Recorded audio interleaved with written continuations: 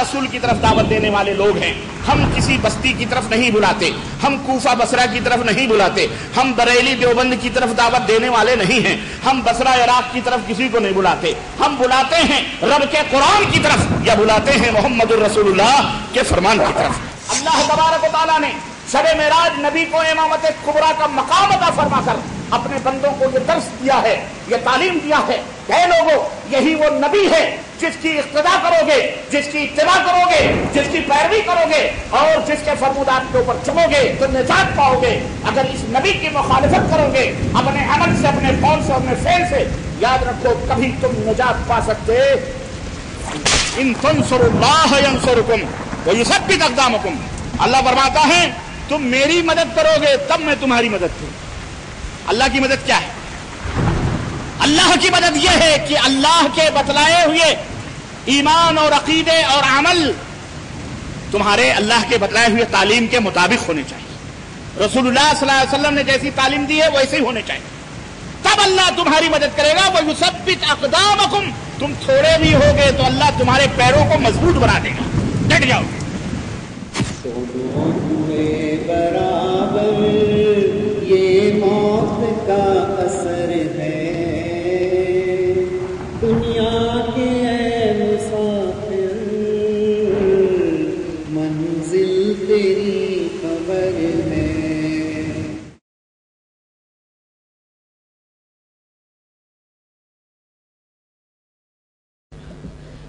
السلام علیکم ورحمۃ اللہ وبرکاتہ. الحمد للہ نحمده ونستعینه ونستغفره ونؤمن به ونتوکل علیہ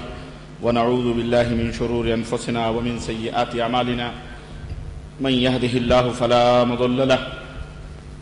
ومن يضلل فلا هادي له واشهد ان لا اله الا الله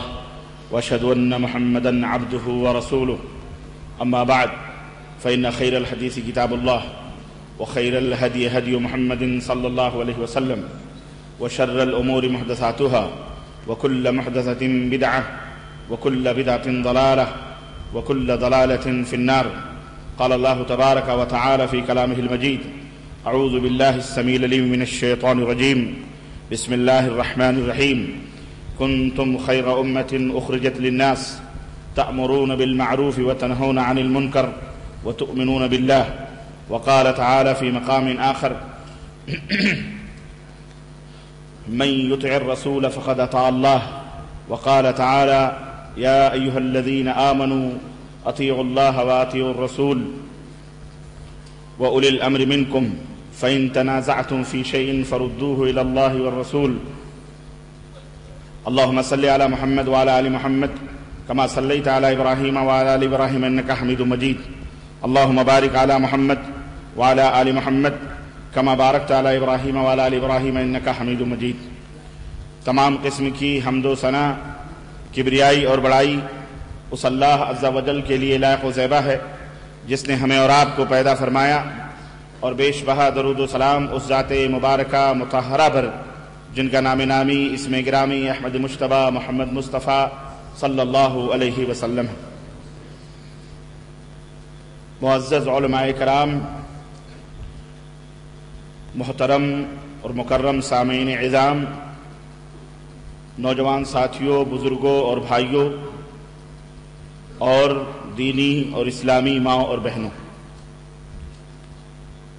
آج بتاریخ 22 شعبان 1428 ہجری مطابق 5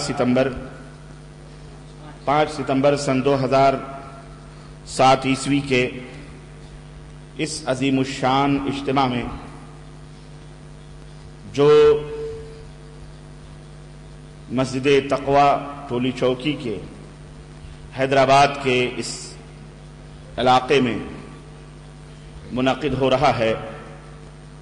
اس میں جس موضوع پر مجھ ناچیز کو حکم دیا گیا ہے گفتگو کرنے کا وہ تقلید کی حقیقت شریعت کی نظر میں. اس موضوع پر میں آپ حضرات کی خدمت میں تھوڑی دیر کے لیے حاضر ہوا ہوں. اور انشاءاللہ تبارک و تعالی قرآن و سنت کی روشنی میں اس موضوع پر میں تفصیلی گفتگو کرنے کی سعادت حاصل کرنے جا رہا ہوں۔ اللہ عز و جل سے دعا ہے کہ اللہ تبارک و تعالی ہم سب کی حاضری کو قبول فرمائے، اور اللہ عز و جل قیامت کے دن ہمیں اور آپ کو پیارے نبی حضرت محمد الرسول اللہ صلی اللہ علیہ وسلم کی شفاعت نصیب فرمائے، اور اللہ عز و جل ہم سب کی گردنوں کو جہنم سے آزاد فرمائے، اور مسلمانوں میں اتحاد و اتفاق عطا فرمائے، اور ہمارے والدین کے اوپر رحم فرمائے، اور انہیں صحت و عافیت عطا فرمائے، انہیں بھی جنت الفردوس میں جگہ عطا فرمائے۔ میرے عزیزوں اور دوستوں اور بھائیوں، حقیقت یہ ہے کہ مسلسل کئی دنوں سے شہر حیدرآباد اور اس کے قرب و جوار میں پروگرام دیکھ کر اور لوگوں کا ٹھاٹھیں مارتا ہوا یہ سمندر دیکھ کر دل باغ باغ ہو گیا ہے، اور میں اللہ عز و جل کا شکر ادا کرتا ہوں کہ اس اللہ تبارک و تعالیٰ نے اپنے بندوں سے یہ کام لے رہا ہے وہ، اور اس ناچیز سے بھی یہ کام لے رہا ہے کہ جہاں جہاں آوازیں پہنچ رہی ہیں اللہ اور اس کے رسول کے دیوانے، نبی کریم صلی اللہ علیہ وسلم کی تعلیمات کے پروانے، محمد الرسول اللہ صلی اللہ علیہ وسلم سے محبت کرنے والے زیادہ سے زیادہ تعداد میں مرد ہوں، عورتیں ہوں، بچے ہوں، جوان ہوں، بوڑھے ہوں، سب کے سب کوشش کرتے ہیں ایسے اجتماعات اور ایسے جلسوں میں حاضر ہونے کی۔ حقیقت یہ ہے کہ یہ اس بات کی دلیل ہے کہ حق جہاں کہیں بھی بولا جائے، حق کی بات جہاں کہیں بھی ہوتی ہے، اللہ اور اس کے رسول کی بات جہاں کہیں بھی ہوتی ہے،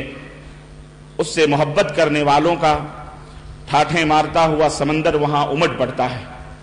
اور مسلمانوں کی یہ کثیر تعداد اس بات کی دلیل ہے کہ اس گئے گزرے دور میں بھی لوگ دین اسلام کے پیاسے ہیں، اور لوگ اللہ اور اس کے رسول کی باتوں کے سننے کے لیے بے چین و بے قرار ہیں۔ اللہ عز و جل ہم سب کی بے چینیوں اور بے قراریوں کو اسی طرح برقرار رکھے، اور دین اسلام کی سربلندی کے لیے اللہ تبارک و تعالی ہم سب کو منتخب فرمائے، اور اللہ عز و جل اپنے اس کلمہ توحید کو، اپنے اس دین کو ہم سب کے ذریعے سے بلند فرمائے،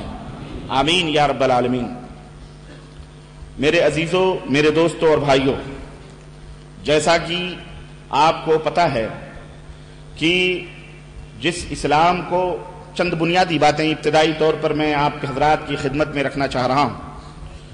جو بڑی اساس ہیں، بنیادی باتیں ہیں، اگر ان بنیادی باتوں کو اچھی طرح سے ذہن و دماغ میں بٹھا لیا گیا تو ہر قسم کے شکوک اور شبہات ذہن و دماغ سے ختم ہو جائیں گے۔ سب سے پہلی بات، بنیادی بات سمجھنے کی یہ ہے کہ وہ دین اسلام جو حضرت آدم علیہ السلام لے کر کے اس دنیا میں تشریف لائے، اور جس کی تکمیل آخری نبی خاتم النبیین حضرت محمد الرسول اللہ صلی اللہ علیہ وسلم کے اوپر ہوئی، وہ اسلام کوئی پہیلی یا کوئی معمہ نہیں ہے کہ جس کے سمجھنے کے اندر کوئی دشواری، کوئی الجھن، کسی قسم کی کوئی پریشانی یا کوئی مشکل ہو، بلکہ اللہ عز و جل نے اس اسلام کو بہت ہی صاف ستھرا اور آسان بنا کر کے ہمیں دیا ہے۔ خود رب ذوالجلال قرآن کریم کے اندر ارشاد فرماتا ہے، الدین یسر، دین آسان ہے، دین آسان ہے، سہل ہے۔ اللہ کی باتیں، رسول کی باتیں بڑی پیاری ہیں،